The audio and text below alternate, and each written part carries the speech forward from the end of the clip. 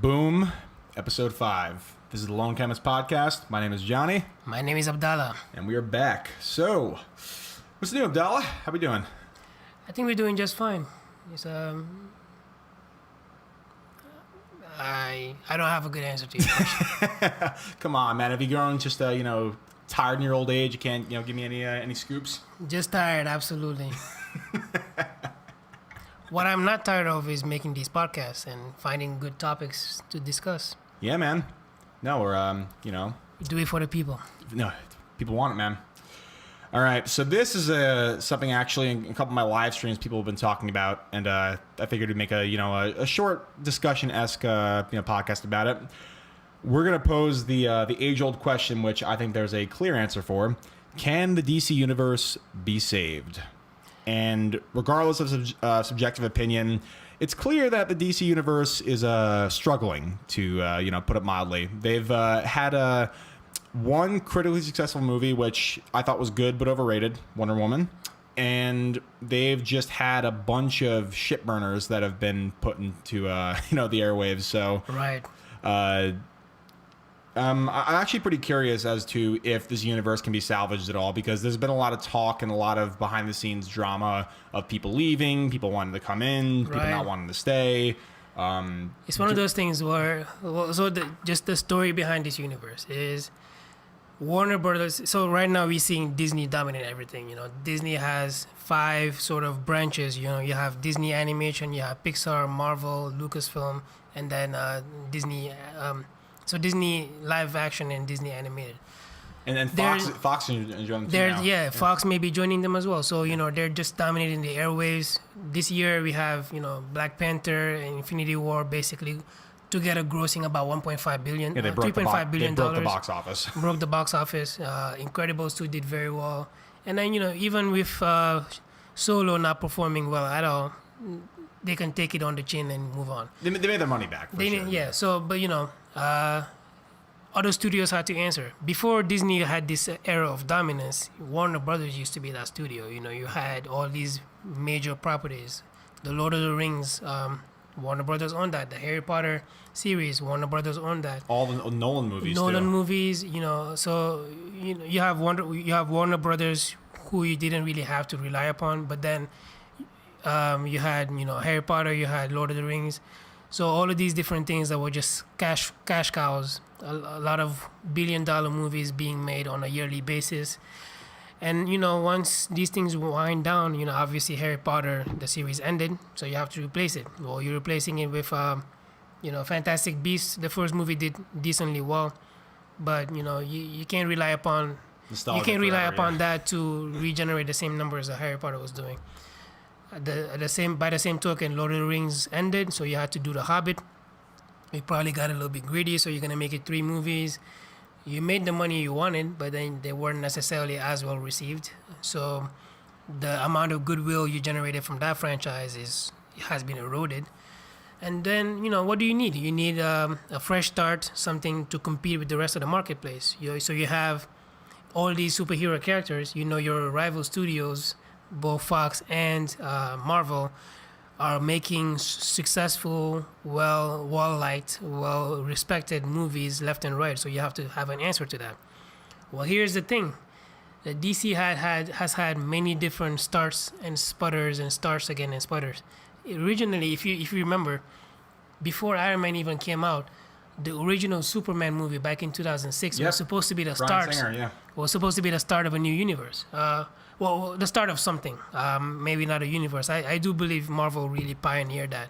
Yeah, for sure. Like, you have some of the other Batman movies and stuff with Val Kilmer and George Clooney and stuff. But they weren't meant to start a universe. And maybe it can be argued that maybe Superman Returns was trying to start a universe. But I think that Marvel was the ones that actually had the overarching extended universe of all of the characters coming into different movies and stuff. Right. So they did that with Iron Man, with the Avengers Initiative at the end of the thing, and so. Batman Begins came out the year before. Superman Returns came out. Wasn't well received. And then, to counter that, you do The Dark Knight, which is one of probably the greatest superhero movies of all time. And then that sort of restores all the goodwill you had, which means that by the time Chris Nolan was able to come back to it, The Dark Knight Rises, even if it wasn't as high of quality as Dark Knight, it still made over $1 billion, and it was actually reasonably well received.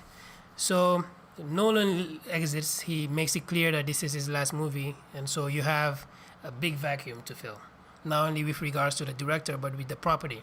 And he's insistent that, you know, his movies kind of began and end with this trilogy. Like, he didn't want his version of Batman to be extended through, like, you know, an entire universe. So what do? You pick the next, you know, biggest character in DC to, you know, start a series off of. Right.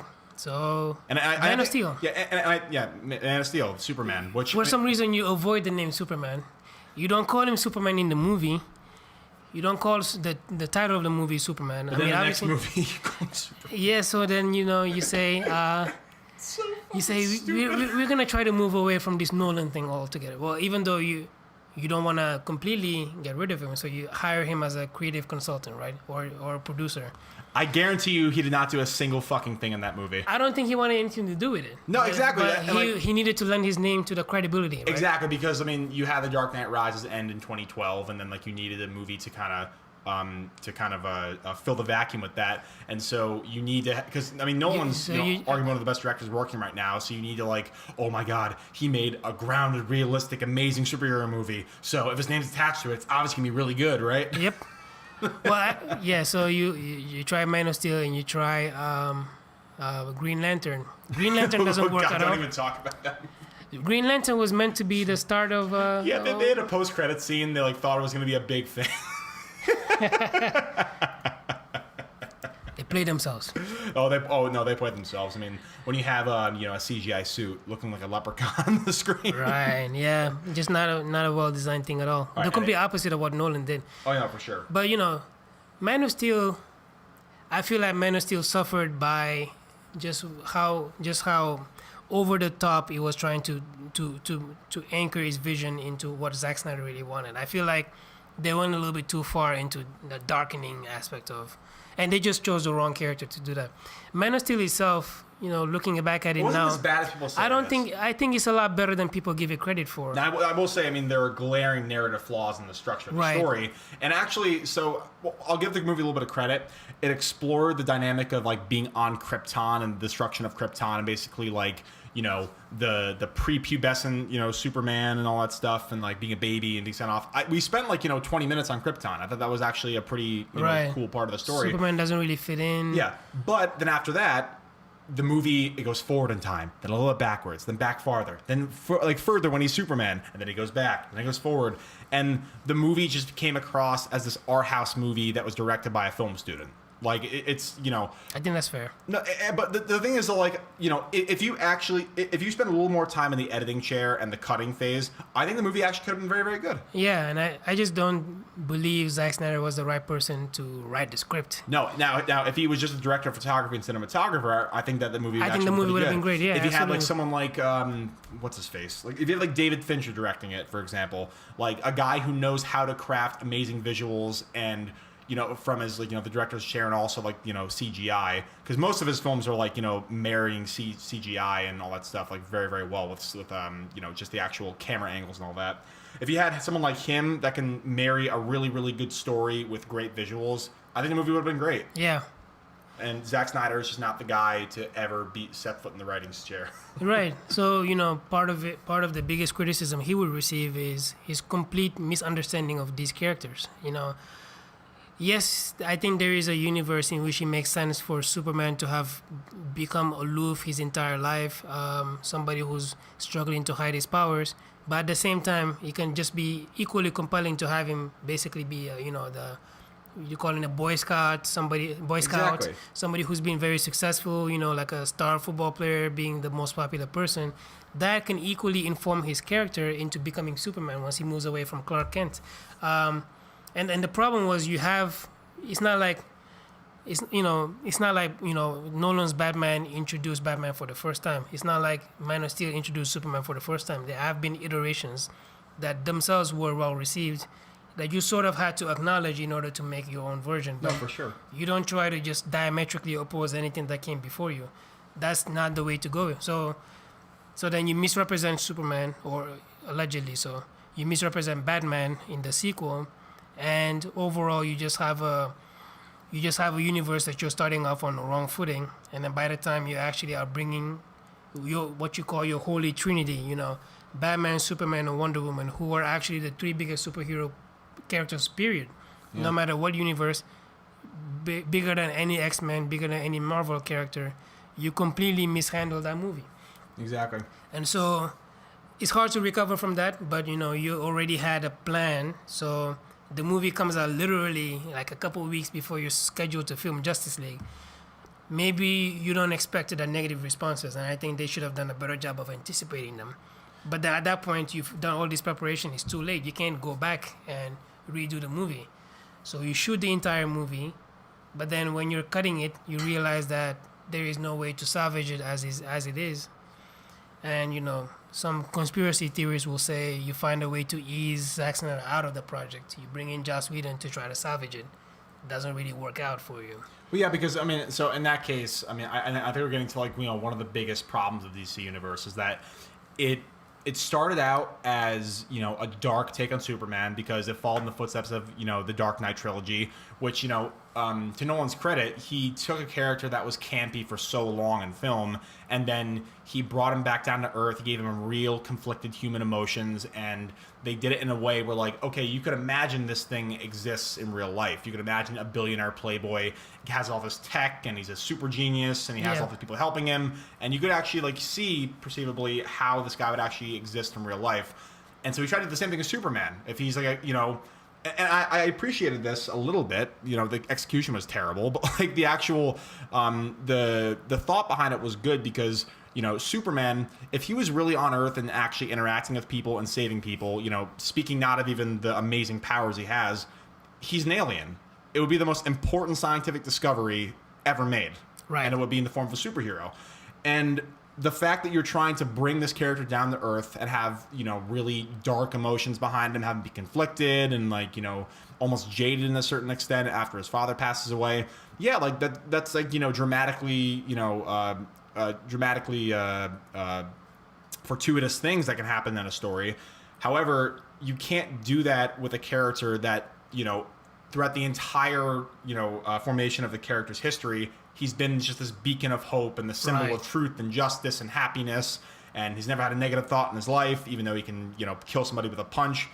And so when you start that off, that completely, you said it right, misrepresentation of the character, you're in this dark zone. Instead of trying to alleviate that dark tone in the next movie, you double down on it and you make it even darker and even more dismal. And even though you fix some of the narrative problems like the timeline, you have a coherent story linearly, but it makes no sense because the characters have no real motivations to be there. For example, Wonder Woman in Batman v Superman has no reason to be there. And so if we look at that from a person, I'm a huge comic book nerd. I used to love reading comic books as a kid.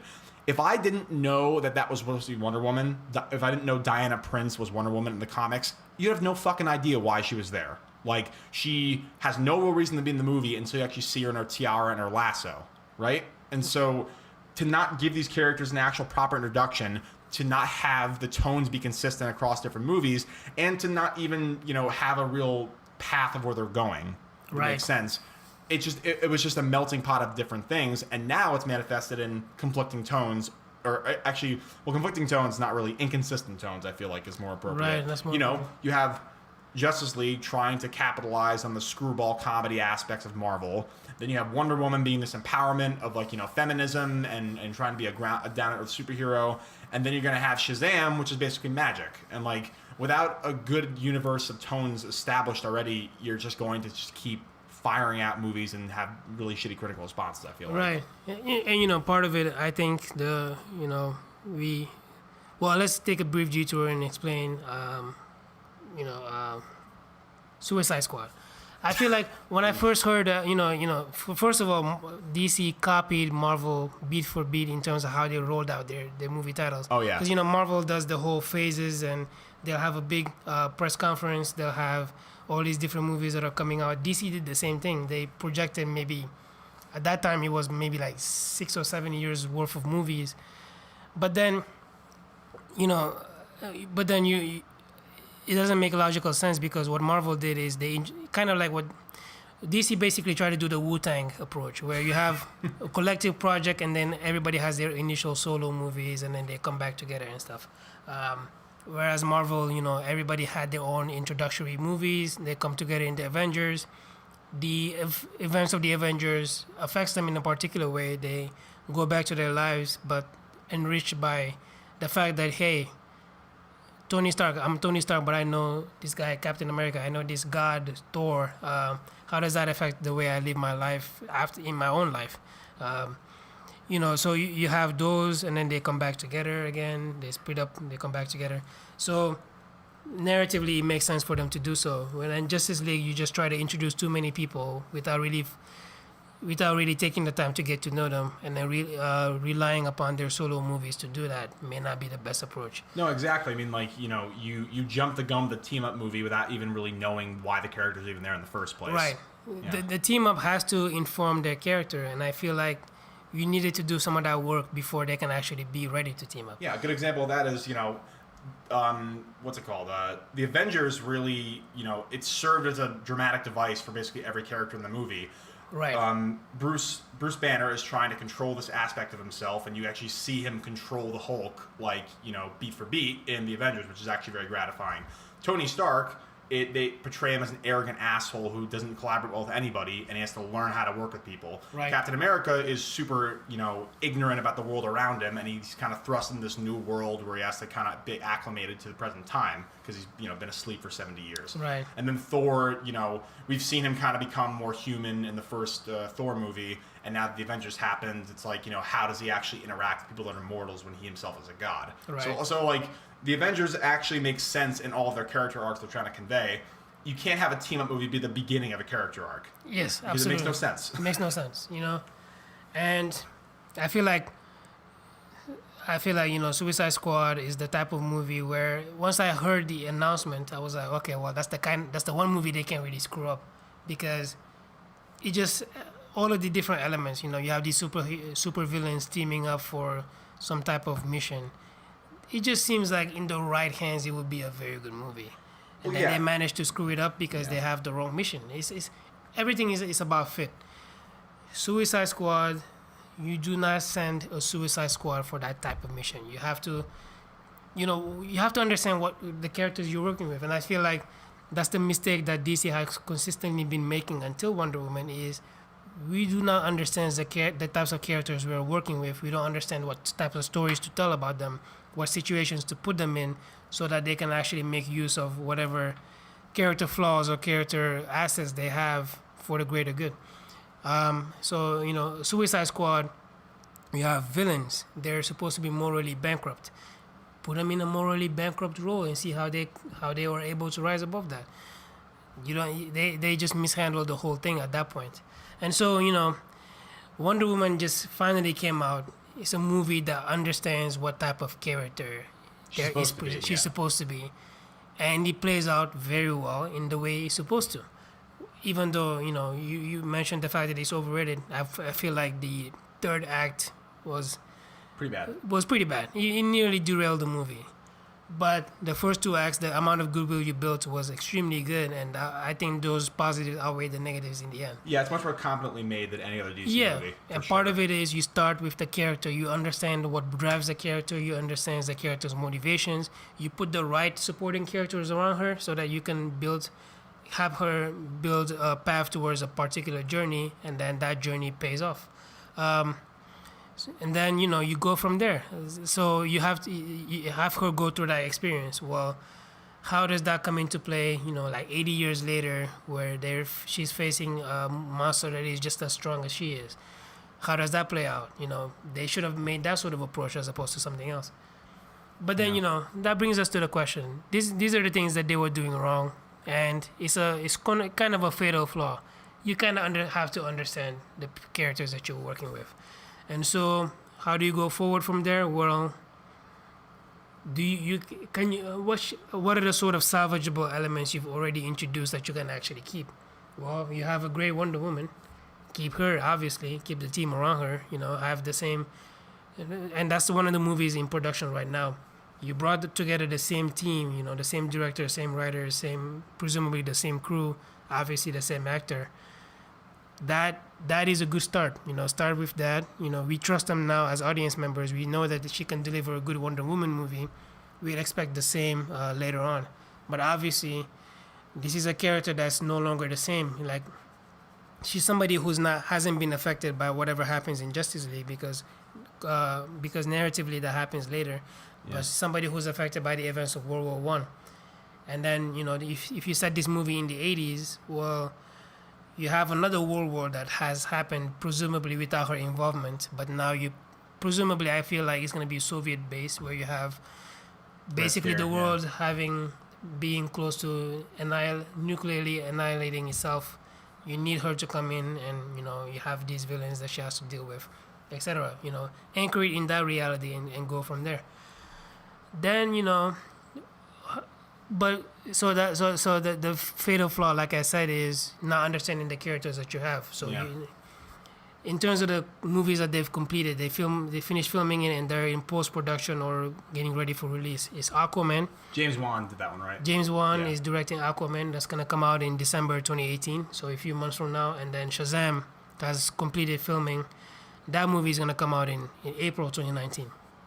And I feel like these directors really went to the basics to understand what kind of characters they're dealing with. Obviously, Aquaman, you know, we had hints of it in Justice League. Presumably a part that Joss Whedon wrote is like, I'm somebody who doesn't really fit in either world. I'm half human, half, you know, Atlantean. I don't really understand the human world. I don't really understand the Atlantic world. But then, presumably, I'll have to be monarch. How do I go about doing that? What kind of characters do you put around me for me to realize my journey towards becoming a monarch? What are the obstacles you put into my way? And I feel like James Wan, any sort of elements that I've seen about that movie are basically giving me hope that he's gonna come together pretty well. Yeah, I feel like James Wan can handle different genres very, very well. Yeah. Like, you know, he did I'm not a big fan of the Fast and Furious movies, but he did the best one by far. Like, he's an incredible director of action and actually making it have, you know, there's not a much, like, you know, emotional significance you can put into a Fast and Furious movie, right. But he did what he could. And he actually made it, you know, somewhat significant for some of the characters. And also, I mean, you've seen him do horror, which is like, you know, he's a master of aesthetic, I feel like. Yes. And, you know. And you will see those visuals play out in the movie, I feel. No, for sure. Yeah, he did The Conjuring, he did the first Saw movie, so he's able to, like, you know, weave in a clever story with, you know, different camera and cinematic techniques. So I think I trust him with that. Yeah, you know, we trust him. Most fans do. So, you know, they'll release the trailer sometime soon, I think. I think they've screened the trailer. It's been seen, I think, in the CinemaCon in Europe, so it's just a matter of time before we see it as the general audience. And then Shazam, I feel like, just based on the images that I saw, it's a lot softer, and it betrays a sort of tone that is very different from Man of Steel, something that's a lot more hopeful and optimistic. Because the character is a kid. Imagine a kid being given powers and becoming an adult. It's like Big, yeah. It's kind of like Big, exactly. So you have to have the sensitivity to understand that element of your character. Understand that that's the most important part of his character. And basically go from there. Once again, put the right sort of antagonists around, the right supporting characters, not only adults but also kids. You know, he's like a tween or a teenager. He's gonna have tween and teenager friends. Put the right characters around him, and you know, watch him go from there. Spider-Man: Homecoming. You're dealing with a young teenager who's gonna be dealing with teenager issues. Well, how do you weave that into a movie where he's actually has to? It's a Bildungsroman, right? So he has to grow into this responsible character who can actually serve as an Avenger, but at the same time, he's also a kid who's dealing with things like, you know, liking girls, not being able to talk to them, being bullied. And also, I mean, marrying those two elements together, like he has to juggle, you know, his high school and tween life with being a superhero, right? Which is, it creates even more dramatic. Exactly, and they did that very well. So you have some similar elements with Shazam that you can work with, but obviously, you no longer have the situation where he's a kid entirely. You have a kid transitioning into an adult body. There may be some time to actually figure out what that means in practical terms. Yeah. And then actually make a cohesive and compelling story around it. So again, I feel like that movie, the team behind that movie is reliable, and you can expect them to make a good movie out of it. In production, then moving forward is Wonder Woman 2. Wonder Woman 2 WW2. started filming, I think, last week. And I think that you know, like I alluded to the fact that I think it was overrated. I think that, you know, some of the writing was kind of cheesy and all that stuff, but it showed that you can actually have not only the good motivation for Wonder Woman as a character in this universe, but also you can have her and another, you know, character create a really, really, you know, great connection and on-screen romance. I think that, you know, the romance with Steve is Chris Pine is probably one of the best romance in superhero movies I've probably ever absolutely, seen. Yeah, yes. it's grounded, it's realistic, it's well acted, and Gal Gadot really showed herself to be a good actress in this movie when she didn't in Batman v Superman. So. And also, I mean, like, you know, this time around, they're going to have a much bigger budget. They're going to be able to, like, you know, have sexier camera techniques and, you know, one-shot things and different digital scopes and all that. I think that movie is going to be good. Yeah. I don't really have any... because you're sort of a known quantity, you can start playing around, you know, like taking more risks and all that stuff. You have that sort of freedom. All right, and now we're going to go into, I think, the most interesting part of the discussion. We're going to talk about some upcoming movies and yeah, where to go next, those. you know. You because you kind of mishandled the initial characters you kind of have to reboot the story. So now that Zack Snyder is no longer involved, and you know the behind the scenes, everybody's been reshuffled. The president, I think they went through like 2 or 3 different presidents of Warner Brothers really? in the last few years. I think now they got to the point where there's some amount of stability. I think, you know, you have to involve, again, DC Comics are very compelling. I think people do a great job of writing those. Involve some of those writers. I know Jeff Johns, I heard a rumor that he might be directly involved in writing a Green Lantern movie. But then you already did a Green Lantern movie. It didn't work out, so you have to reboot it completely. Like, how do you do that? We know there are 2 major Green Lanterns. You have Hal Jordan and you have Jon Stewart. Make the movie about... one of the rumors I heard is if you make the movie about Jon Stewart, but you have Hal Jordan serving as a mentor, kind of like what Hank Pym did with Scott Lang in Ant-Man. I think that kind of dynamic within that movie would actually work very well. No, for sure. So you I have agree with that. an African American character coming from a very rough neighborhood, having the sort of intrepid nature that makes him worthy of the Green Lantern ring, but then have Hal Jordan basically mentor him into shaping him into being like going from a diamond in the rough to an actual diamond. So something like that could be a very compelling movie. You just have to... Sick reference, man. Nice ring reference. You know, kind of put a ring on it, little diamond Put a ring ring. on it, diamond ring. I was thinking Aladdin, actually. Oh, really? Diamond in the rough, you know. Oh, wow. Yeah, just... Street rat to Prince. rags to riches. Rags to riches.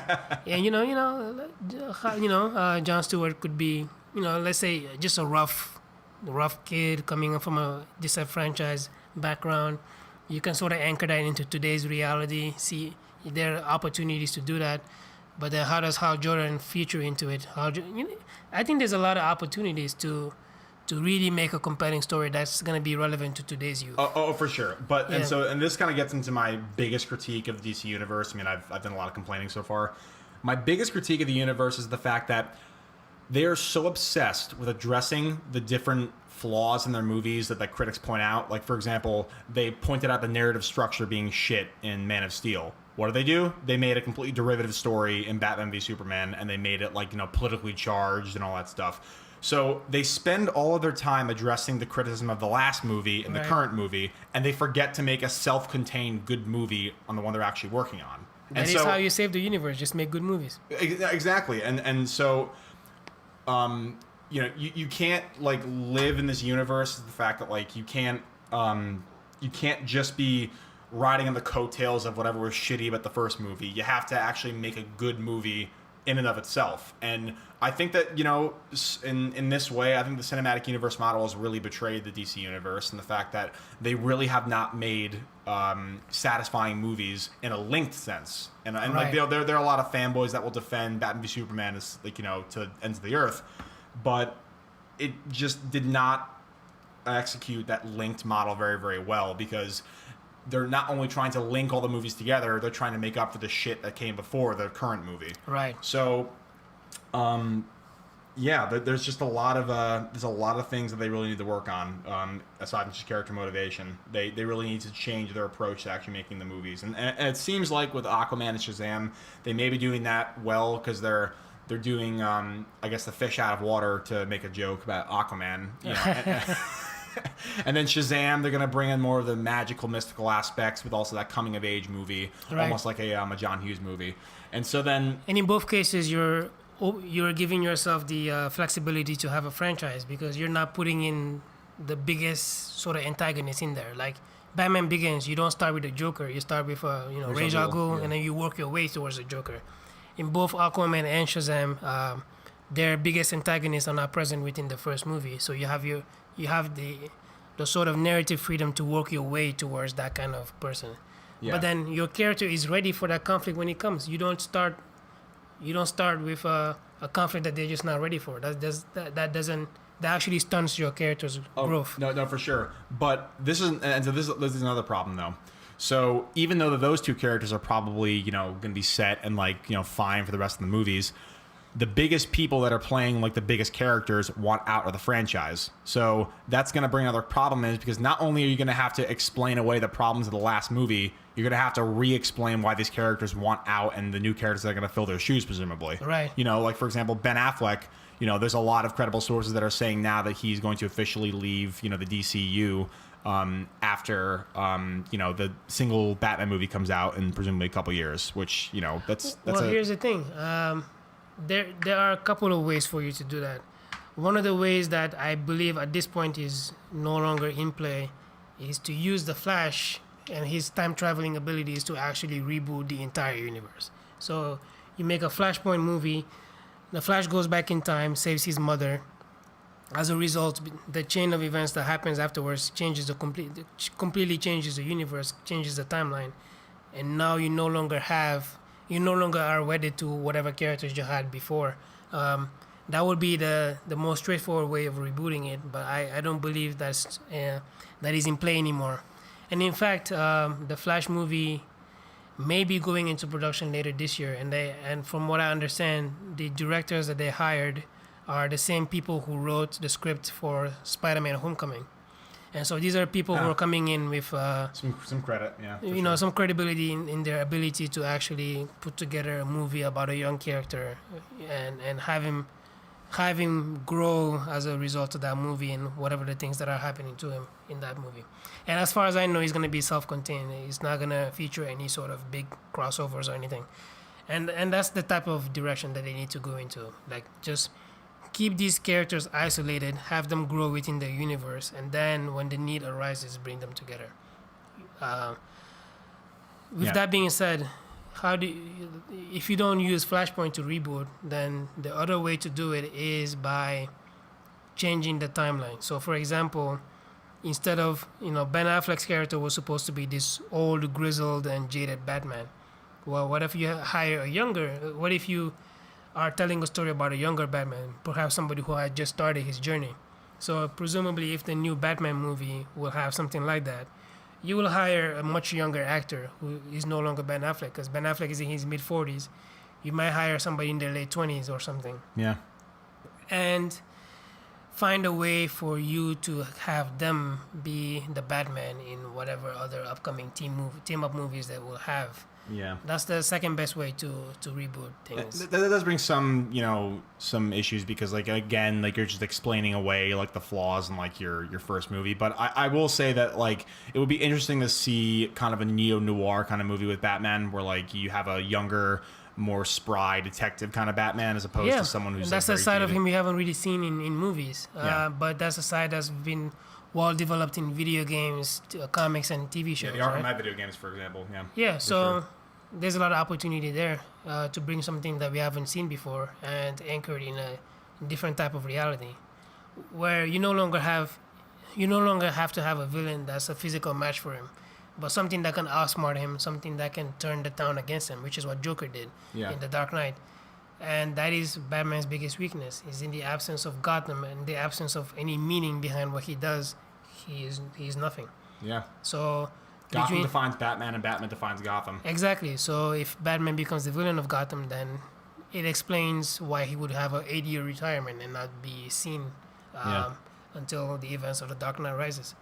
Do something similar in this particular universe, where you have a villain that, the Joker is not a physical match for Batman the way that Bane is, but have somebody who can really outthink him and bring him to the limits of his wits, and have him actually employ his wits to solve problems as opposed to his bare hands. And I think that will be something that people will be very excited to see going forward. But then you establish that side of Batman, and then somebody who can be a physical match, somebody like Deathstroke, can come in being a physical match and somebody who can mentally challenge him as well. Yeah. So not only do you make your main character compelling and more rounded, but you also are making his antagonist more rounded as well. And I think that's a path forward for Batman. For sure. And we can quickly speculate on the next couple movies, and then we'll finally ask the question again, can it be saved? So after that Flash movie that's supposed to come out in 2020, presumably Man of Steel 2 is supposed to be announced in the next I read couple months. something that they'll announce something like that in the next few weeks. I don't have a lot of faith in that movie, to be completely honest. Well, I think it really, you make the announcement that that in itself may be enough to excite a lot of people. But I feel like those who are cynics or those who are skeptical about the ability for the DC universe to be saved, you have to accompany that announcement with the announcement of a director and writing. Exactly. Maybe character, maybe story beats where we're actually going to be excited about that project. It's not enough to just say, hey, Man of Steel 2 is happening. Well, who cares? What are you going to do that's different? Well, how are you going to change what we've already seen? We don't really necessarily have the best taste in Superman. But then, there is some... I think, one of the ways that Justice League was successful is kind of rebooting that character a little bit. Now he's wearing a little bit brighter colors. Now that he sort of has been resurrected. And he's a CGI lip. Well, that may not be a problem in the future. Oh, yeah, no, for sure. But now that he's been resurrected, he's different. Like, he had to snap out of whatever darkness he had. So let's say that darkness is gone. You can use that as a way to reboot the character and make him maybe somebody a Superman that's more recognizable by the casual fan. But also, I mean, yes, that to extent that is true. The resurrection kind of reboots him. But the first scene in the movie, when it's like the iPhone camera filming Superman, he seems like the happy Superman. That's before he's supposed to die, presumably. So and it's like that just brings another inconsistent tone into the the universe. But I think Joss Whedon did that, and that was completely different than the first time we've seen Superman being Man of Steel. They didn't call him Superman by then. Being praised by a wide audience was when he rescued those people from that fire in Mexico during the Day of the Dead. Yeah. When all of these people were reaching out to touch him and seeing him as a god, and he was kind of very uncomfortable by that. Yeah. That is not the kind of Superman you want. So somebody closer to that iPhone video is what you want. No, exactly. But it's just I think it kind of goes in the face of what you're saying about the resurrection's the reason why he's now a happy symbol of truth and stuff. Right. I think you can just chalk that up to writing not being super on par. But I agree with you that to an extent that can serve as the kind of the reboot for the character. Yeah, and the problem with Superman is because he's invincible and invulnerable, it's very hard to. There are no stakes. There are no stakes. Yeah. Exactly. So, kind of the way I see it is, if you want to destroy somebody who's invulnerable, you have to attack their heart. Yeah. So again, find a way to turn Lois Lane against him or something like that, or turn the entire city against him. Frame him for a crime or something like that. Frame him for a crime.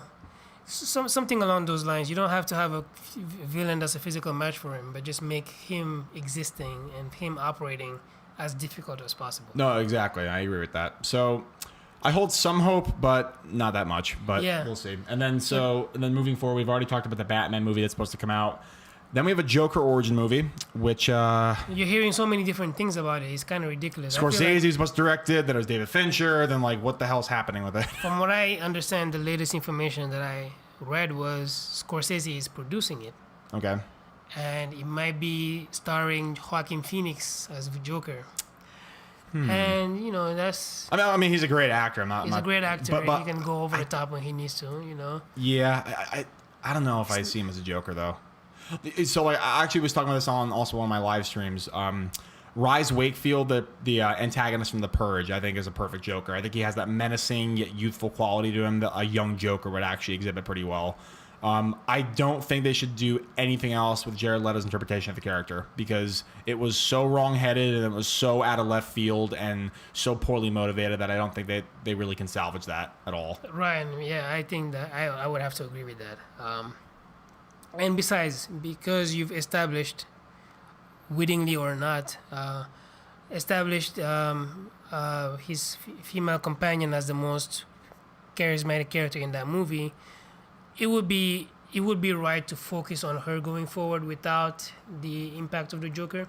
Yeah. So one way that they suggested doing so was having a Bird of Prey movie where you have somebody like Harley Quinn and other female characters within the DCEU. Do you mean Gotham City Sirens or Well, Gotham City Sirens, Sirens?